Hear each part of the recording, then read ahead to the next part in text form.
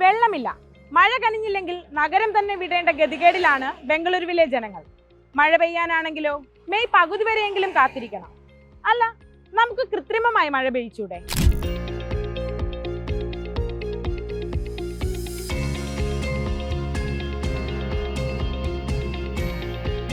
China, Dubai, Taiwan പോലെയുള്ള രാജ്യങ്ങൾ മഴ ലഭ്യത കുറയുമ്പോൾ കൃത്രിമമായി മഴ പെയ്യിക്കാറുണ്ട്.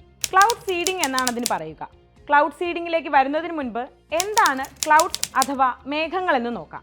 ആകാശത്ത് ജലകണങ്ങളുടെ, ഐസ് ക്രിസ്റ്റലുകളുടെ കൂട്ടമാണ് മേഘം. ഭൂമിയിലേക്ക് വീഴാൻ കഴിയുന്ന തരത്തിൽ ഭാരമില്ലാത്ത കോടിക്കണക്കിന് വെള്ളത്തുള്ളികൾ ചേർന്നതാണ് മേഘങ്ങൾ. ഈ കുഞ്ഞു കുഞ്ഞു വെള്ളത്തുള്ളികൾ അടുത്തടുത്തുള്ള വെള്ളത്തുള്ളികളുമായി കൂട്ടിമുട്ടുകയും ഒരുമിച്ച് വലിയൊരു വെള്ളത്തുള്ളിയാകുകയും ചെയ്യുന്നു. ഇങ്ങനെ ഭാരമേറി താഴേക്ക് പതിക്കുന്നു. ഇതാണ് മഴ. ക്ലൗഡ് സീഡിംഗ് വഴി ചെയ്യുന്നത് എന്തെന്നാൽ ഈർപ്പം കൂടുതലുള്ള മേഘങ്ങളെ കണ്ടുപിടിക്കും. വിമാനം ഉപയോഗിച്ച് ഈ മേഘങ്ങളിൽ രാസവസ്തുക്കൾ വിതറും. ഈ രാസവസ്തുക്കൾ വെള്ളത്തുള്ളികൾ പെട്ടെന്ന് കൂടിച്ചേർന്ന് വലിയ വെള്ളത്തുള്ളിയാകാൻ സഹായിക്കും. അപ്പോൾ ഭാരം കൂടും, താഴേക്ക് പതിക്കും. അതായത് മഴ പെയ്യും. ചിലപ്പോൾ ഉപ്പ് അഥവാ സോഡിയം ക്ലോറൈഡ് ആയിരിക്കാം, ചിലപ്പോൾ സിൽവർ അയഡൈഡ്, അതുമല്ലെങ്കിൽ ഡ്രൈ ഐസ്. ഇവയാണ് പൊതുവെ ഉപയോഗിക്കുന്ന രാസവസ്തുക്കൾ. ഇവയെ ക്ലൗഡ് സീഡ്സ് അഥവാ ക്ലൗഡ് കണ്ടൻസേഷൻ ന്യൂക്ലിയ എന്നാണ് പറയുന്നത്. ബംഗളൂരുവിനെ ഇപ്പോൾ രക്ഷിക്കാൻ ക്ലൗഡ് സീഡിങ്ങിനാകുമോ? പൂർണ്ണമായും കഴിയില്ലെന്ന് തന്നെ പറയേണ്ടി വരും. ഒന്നാമത്തെ വെല്ലുവിളി ഈർപ്പം കൂടുതലുള്ള മഴമേഘങ്ങൾ ഉണ്ടായാൽ മാത്രമേ ഈ വിദ്യ വഴി മഴ പെയ്യിക്കാനാകൂ എന്നതാണ്. അങ്ങനെയുള്ള മേഘങ്ങൾ ബംഗളൂരുവിന് മുകളിൽ വേണം. നീണ്ടു നിൽക്കുന്ന മഴയുടെ അഭാവം, ഉയർന്ന താപനില, വർദ്ധിച്ച ജലത്തിന്റെ ആവശ്യകത തുടങ്ങിയ ഘടകങ്ങളാൽ സ്വാധീനിക്കപ്പെട്ട ഒന്നാണ് വരൾച്ച.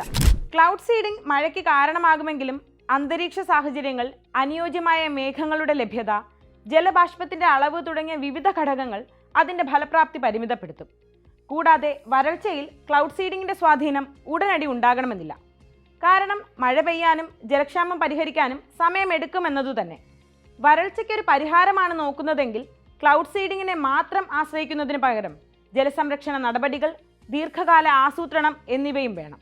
ബംഗളൂരുവിൽ, കർണാടകയിൽ ഇതിനു മുൻപും ക്ലൗഡ് സീഡിംഗ് നടത്തിയിട്ടുണ്ട്. കഴിഞ്ഞ വർഷം 2023 മഴ ലഭ്യത കുറഞ്ഞപ്പോഴും ക്ലൗഡ് സീഡിങ്ങിനെ പറ്റി ചർച്ചകൾ നടന്നിരുന്നു. അന്ന് വരൾച്ച ബാധിച്ച ബലഗാവിയിലെ കർഷകരെ സഹായിക്കാൻ ക്ലൗഡ് സീഡിംഗ് നടത്തി കൃത്രിമ മഴ പെയ്യിച്ചിരുന്നു. ഇതിനു പുറമെ 2019 കർണാടകയിൽ ക്ലൗഡ് സീഡിംഗ് നടത്തിയിട്ടുണ്ട്. 1993-94 കാലഘട്ടത്തിൽ തമിഴ്നാട്ടിലും വരൾച്ച വില്ലനായപ്പോൾ ക്ലൗഡ് സീഡിംഗ് നടത്തിയിട്ടുണ്ട്. ഇക്കഴിഞ്ഞ വർഷം ഡൽഹിയിൽ വായുമലിനീകരണം കുറയ്ക്കാനും ക്ലൗഡ് സീഡിംഗ് നടത്തിയിരുന്നു. ചൈനയും UAEയും തായ്വാനും ഉൾപ്പെടെ 52-ലധികം രാജ്യങ്ങൾ ക്ലൗഡ് സീഡിങ്ങിനെ ആശ്രയിക്കുന്നെന്ന് ലോക കാലാവസ്ഥാ സംഘടന പറയുന്നു. കാര്യം നല്ലതാണെങ്കിലും ഇതിന് കുറച്ച് ചിലവുണ്ട് കേട്ടോ. കോടികൾ മുടക്കണം. 2015 3 മാസങ്ങളിൽ 100 ചതുരശ്ര മൈൽ ചുറ്റളവിലുള്ള പ്രദേശത്ത് ക്ലൗഡ് സീഡിംഗ് നടത്താൻ ഏതാണ്ട് 30 കോടി രൂപയാണ് മഹാരാഷ്ട്ര സർക്കാർ ചെലവിട്ടത്. പക്ഷേ ഈ വിദ്യ എല്ലാ കാലത്തും എല്ലായിടത്തും നടപ്പാക്കാനാകുമോ?